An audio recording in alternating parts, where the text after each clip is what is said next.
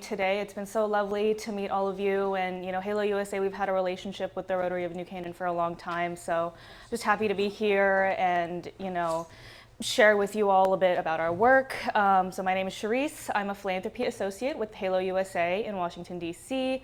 I work with the annual Giving and Campaigns team, which does a lot of one-on-one donor interaction as well as with some of our fundraising partners like Rotary clubs. So I'm just going to talk a little bit today, introduce you to our work if you're not already familiar, get a little into the weeds about it. It is pretty complex work, so feel free to interrupt me, interject, ask questions, raise your hand anytime you want. But yeah, just jump right in. So we are the world's largest humanitarian landmine clearance organization. And what a lot of people don't realize is that after war and conflict ends, often landmines and unexploded bombs and unexploded ordnances remain, and so these threaten the lives of civilians, they prevent refugees from returning home, and ultimately they prevent communities from using the land for years and years after a war is over. The organization was founded in 1988 in Afghanistan, and we've operated consistently there ever since. For decades, we've expanded now to over 30 countries and territories, and we conduct a lot of different kinds of operations to make communities safe from the remains of conflict. So here we can see a photo of Princess Diana. You might have heard of Halo from her famous minefield walk in Angola in 1997, and that brought a lot of global attention, not just to our organization, but to the issue of landmines as a whole. Very shortly after this picture was taken, the Ottawa Treaty, the landmine ban treaty, was signed internationally. These are just, this is where we work. I think we've added maybe one more country very, very far to the right of there that hasn't been updated on this map. But yeah, this is a current map of where we operate. Any questions so far? Yeah. Tell us more about the treaty because it looks like it's not working. Yeah, so the landmine ban treaty, actually, I don't even think that we as an organization were signatories to it because we were founded by British military officers. And so a lot of that ethos, I think, so if you ask James, our CEO, he'll tell you that, who are we to tell Ukraine that they can't use landmines to defend themselves against the Russians? But I think the operative part of that agreement was that countries could come together and try and stand against something that, especially at that time, I think, post-Soviet and post-Vietnam, this was kind of an issue that had fallen to the background but was still affecting a lot of people. And so I think the aspect of international cooperation, although the efficacy of that we can debate today for sure, was a big milestone at that time. Yeah, any other questions? Right, so our primary work involves clearing landmines and other explosives that are left behind after war. What this looks like in effect, you'll see a couple pictures here of someone, this is someone doing manual demining on their hands and knees. We have surveyors that make maps of areas that might contain explosives. Then we will send in a human deminer with metal detectors, or we'll send in specialized machines and equipment to find the buried mines and then remove them and destroy them. And that usually looks like making a thing go kaboom really loudly. The only way to destroy a lot of these things is by controlled explosion. So we also teach people how to stay safe through explosive ordnance risk education, or EORE, that teaches them how to identify explosive devices as well as what to do if they encounter one. That's especially important for children. So that's a major audience for EORE for us. I think about 45% of people who receive risk education are children. They're very eager to play outside, and they often can mistake explosive devices for toys. And so that's a major audience that we try to reach. That can involve classroom sessions, engaging materials, pamphlets, posters. We've also had campaigns to distribute information through radio broadcasts and social media. And that knowledge just helps keep people safe until the landmines can be cleared.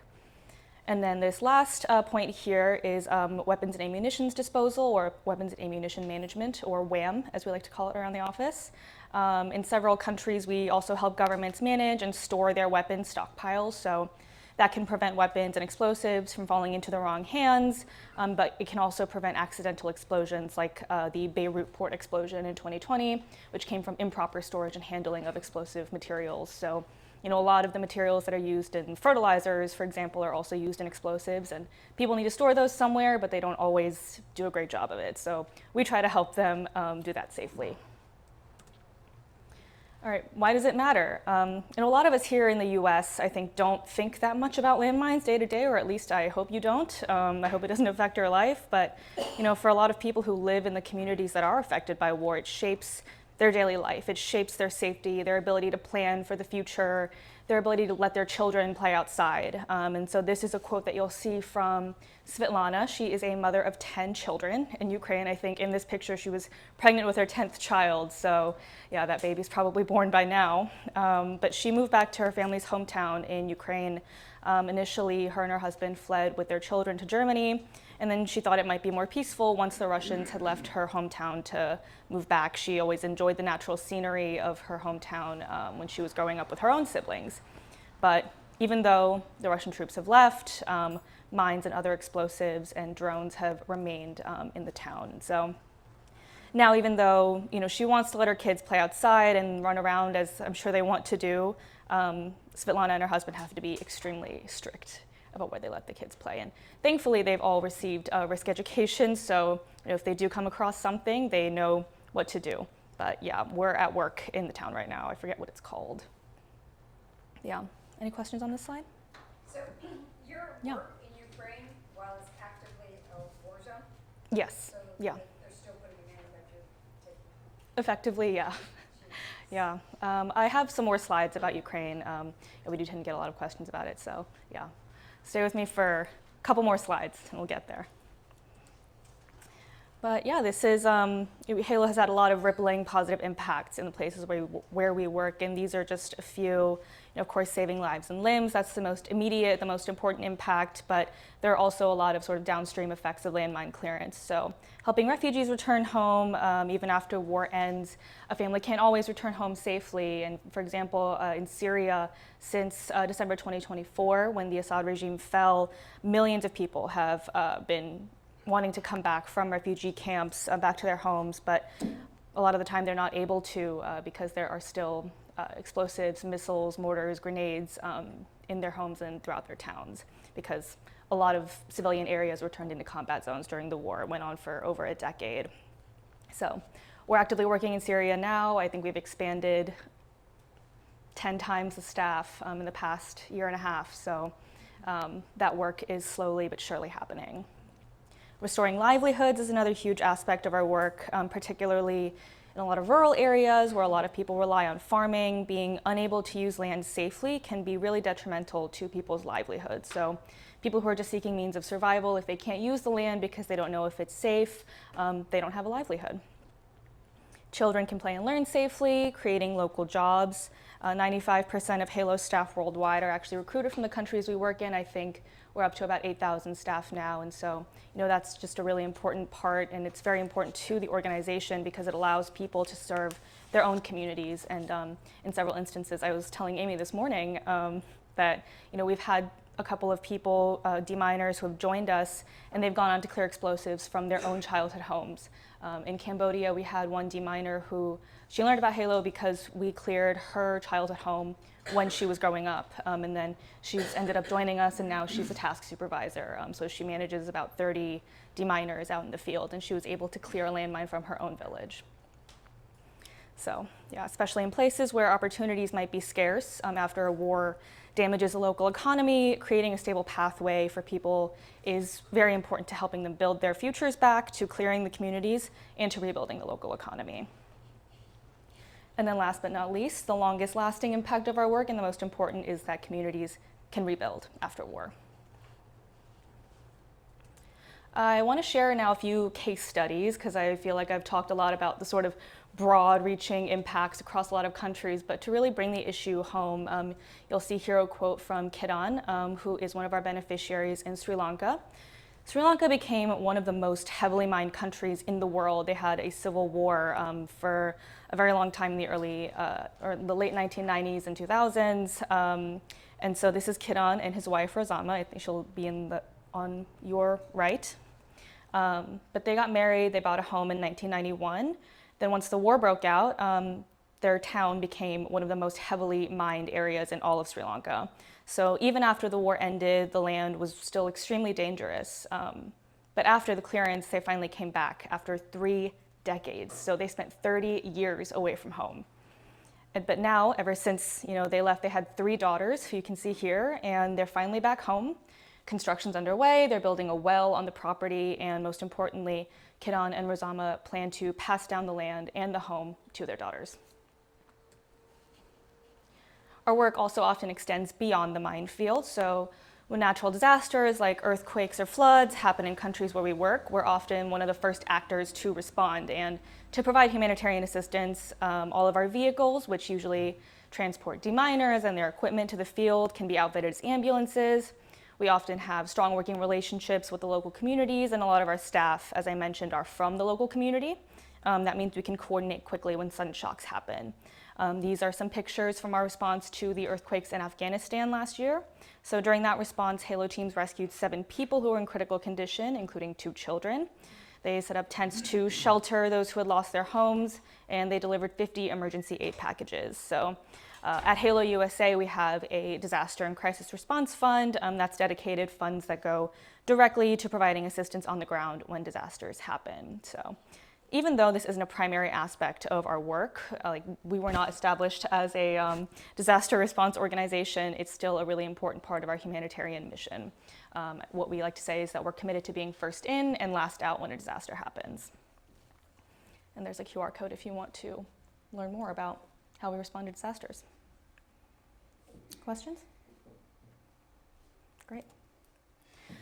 All right, I'm going to talk a little bit now about what's currently actually our largest program, Ukraine.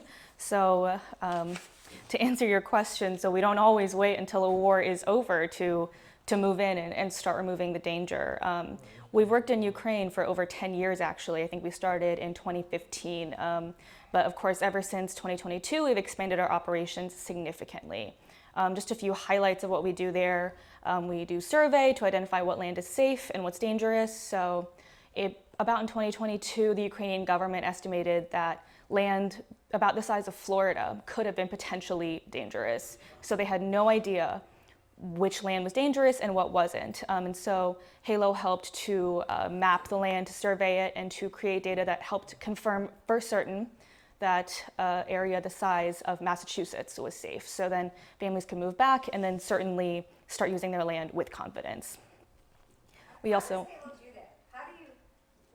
How do they know where the mines are? I mean, how do they do it? Yeah, it's pretty complicated. A lot of it is very person to person. So we have surveyors. You'll see here technical and non-technical survey. So technical is what it sounds like. We use technology. A lot of it is studying old maps and kind of remapping battle areas.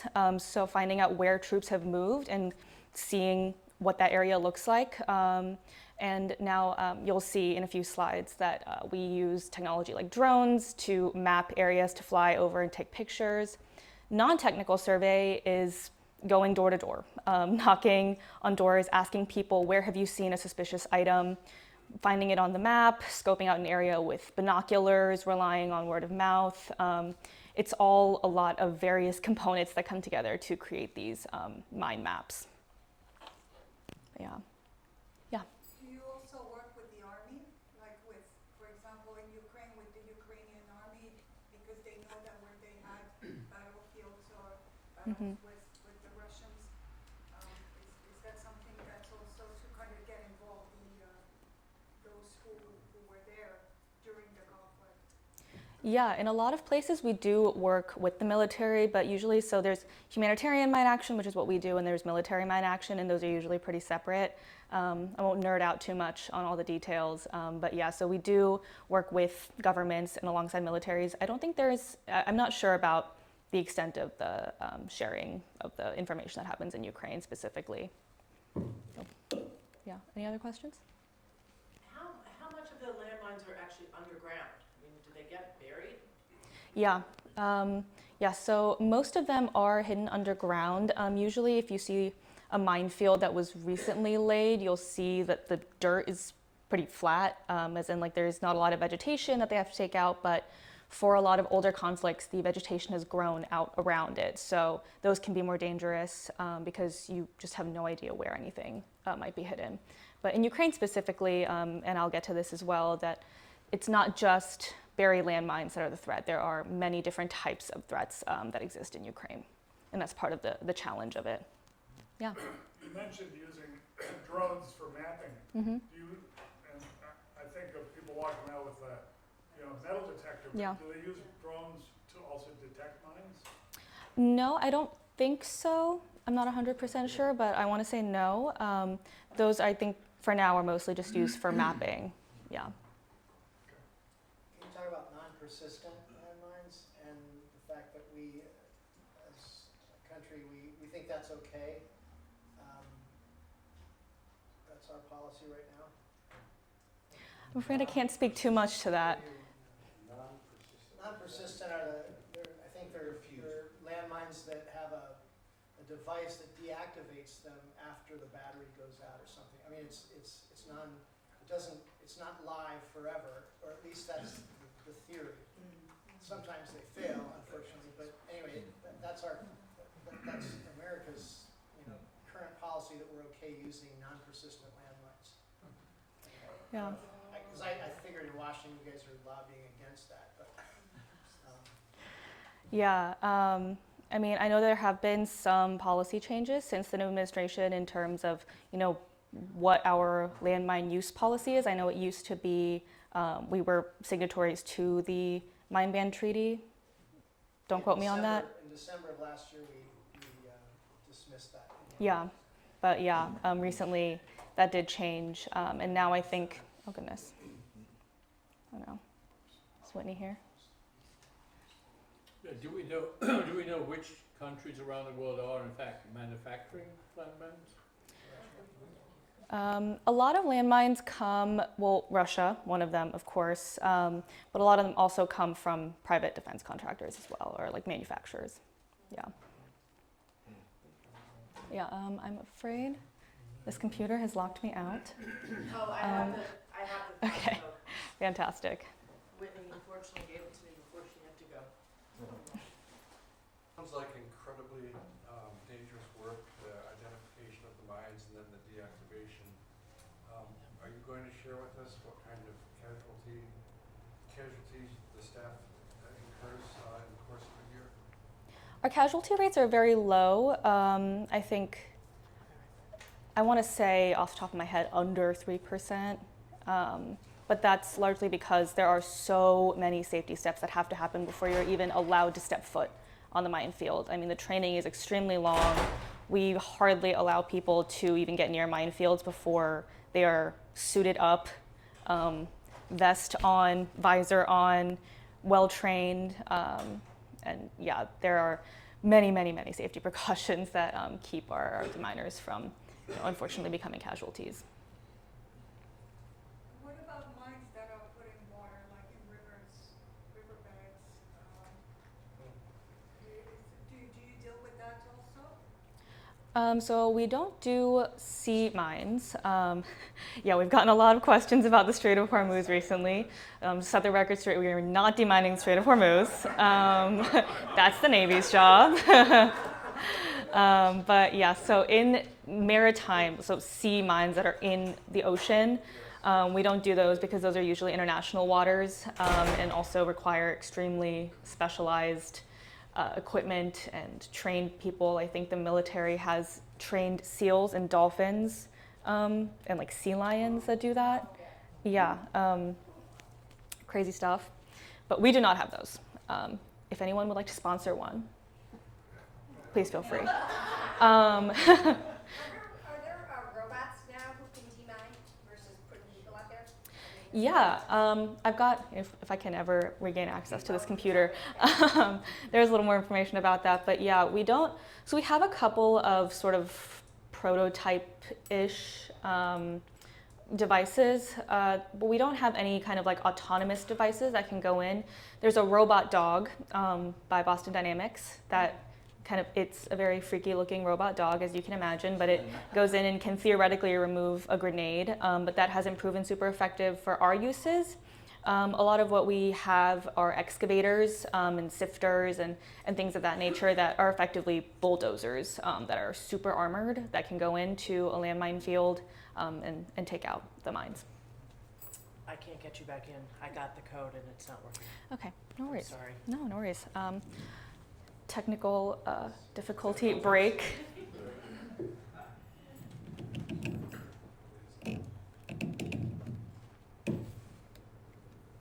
Turn this thing off. Okay, anyhow.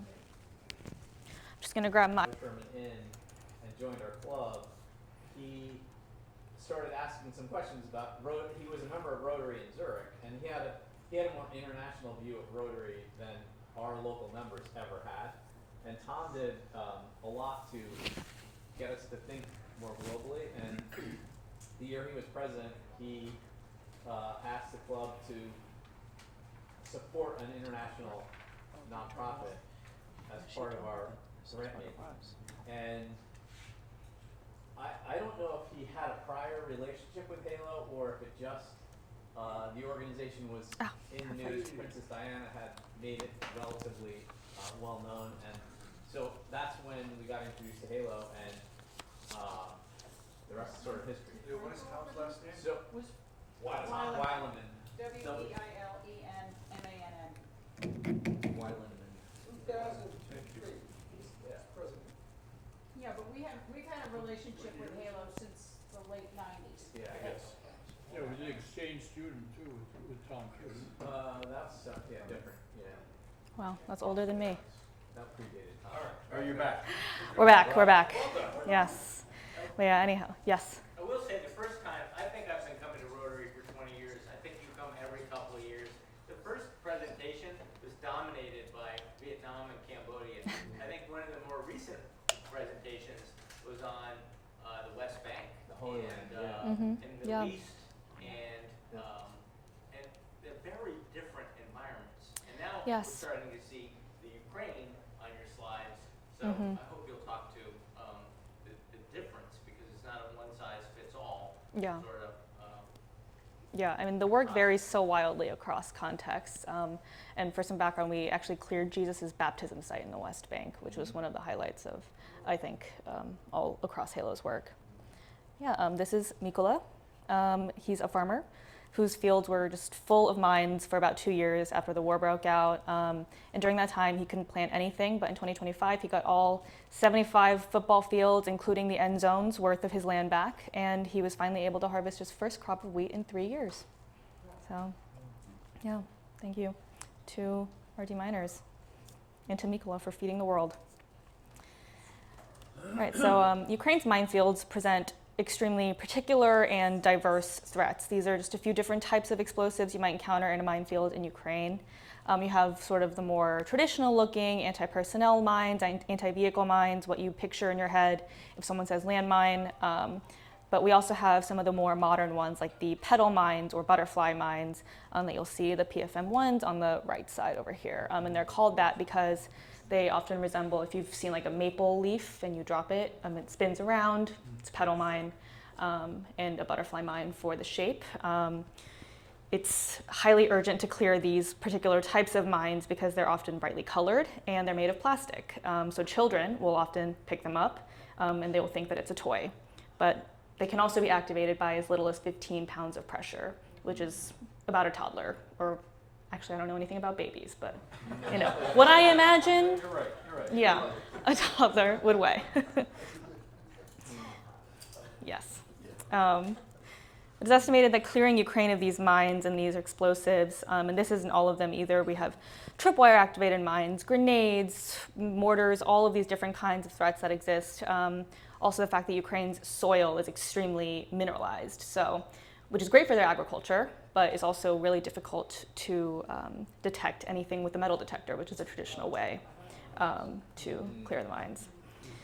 But yeah, it's estimated that clearing them might take many decades, nearly a century, but technology, thankfully, can cut this down to about a fraction of that time.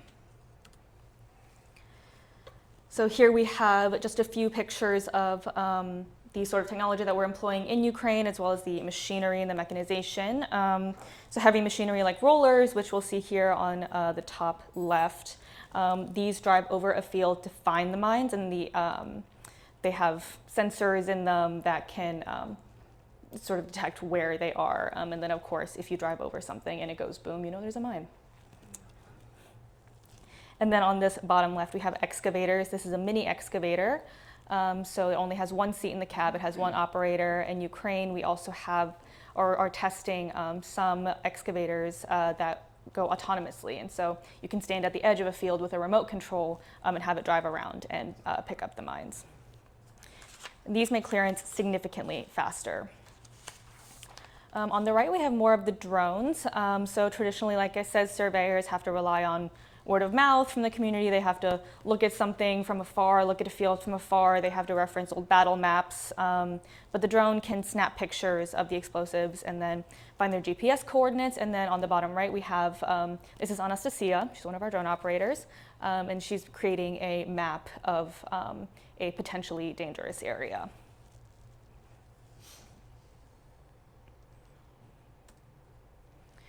Yep, here we have, this is Tetiana. She's one of our mechanical operators, and she's operating a skid steer.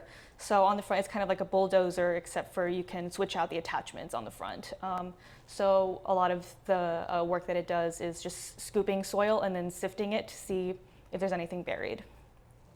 But yeah, as you can see, this can boost somewhat a singular deminer, their daily output. If they're in the field with metal detector, doing the traditional style of demining, their output can be about 2 square meters in a day. With one of these, it can be 200. 2 square meters is nothing.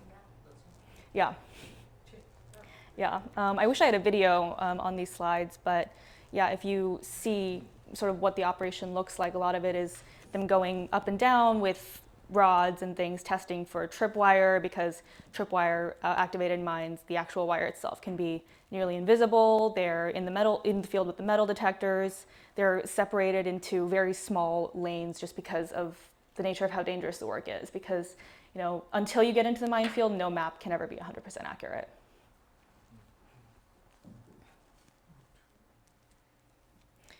But yeah, here are just a few highlights of the program since 2022.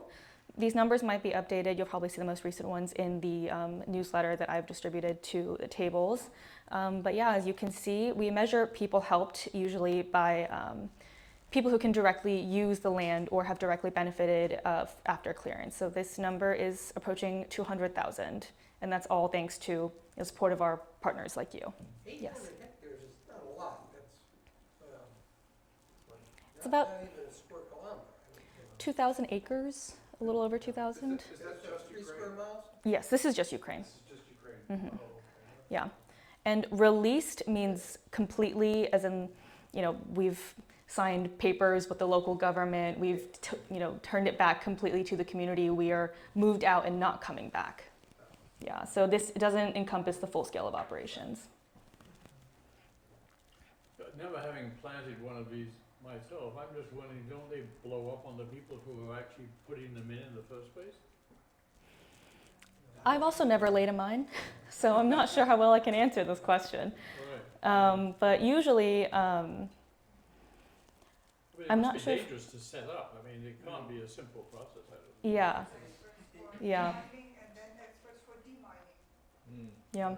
But don't you pull a pin once it's buried? I think that's what happens. There's different mechanisms in order to set up the mines, and not surprisingly, people pay attention how to do it right. Or they don't do many of them.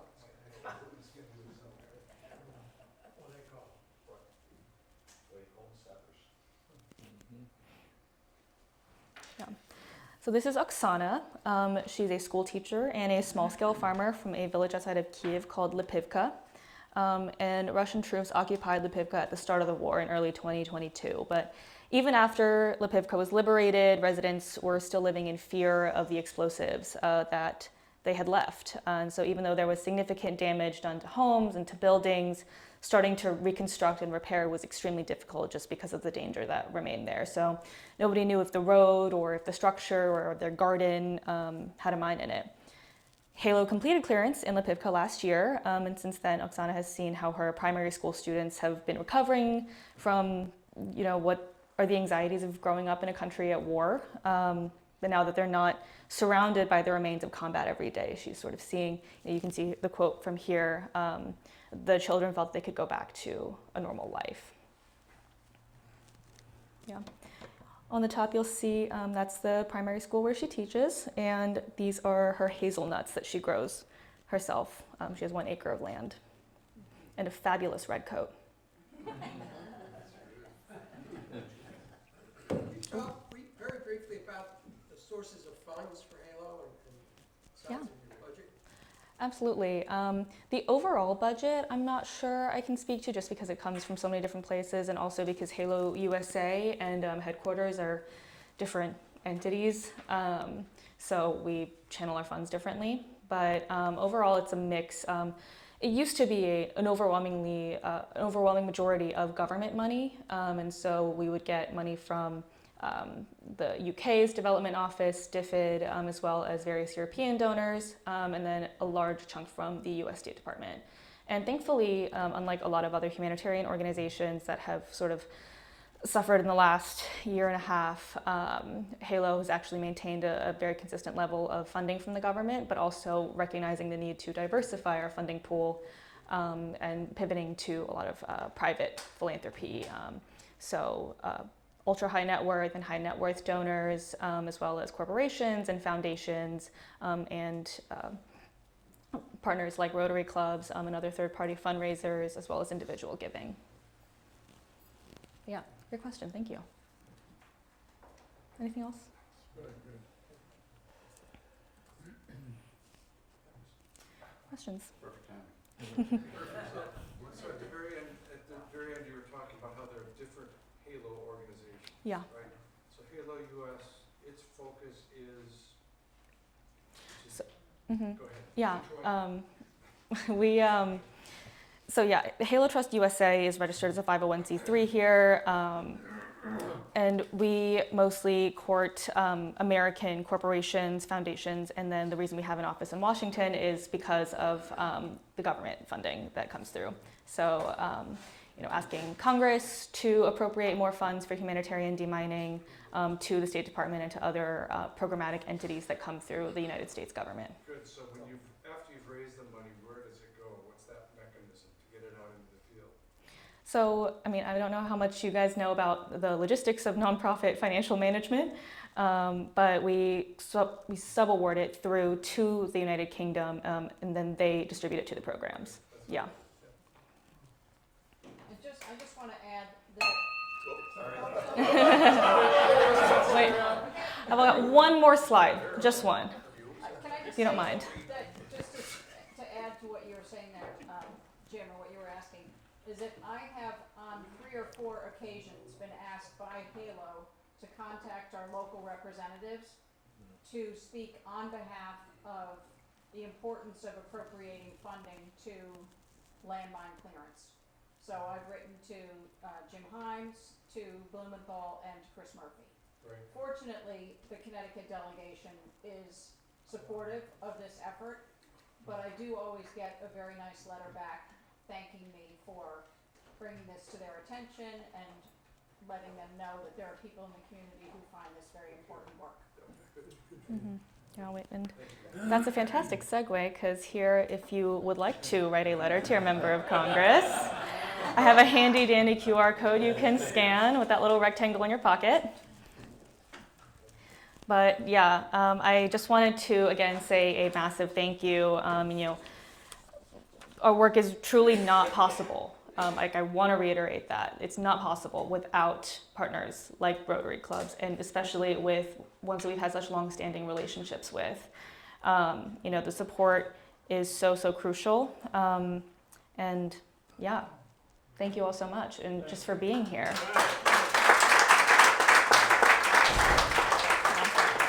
If you enjoyed any of these stories, you can get more of them in your inbox. Plugging this because I read the newsletter. I need to know someone reads it. But yeah, there's a Minesweeper newsletter on the table if you want to take a look at that and at those stories. And we love to send out stories about our impact and about your impact that you make possible.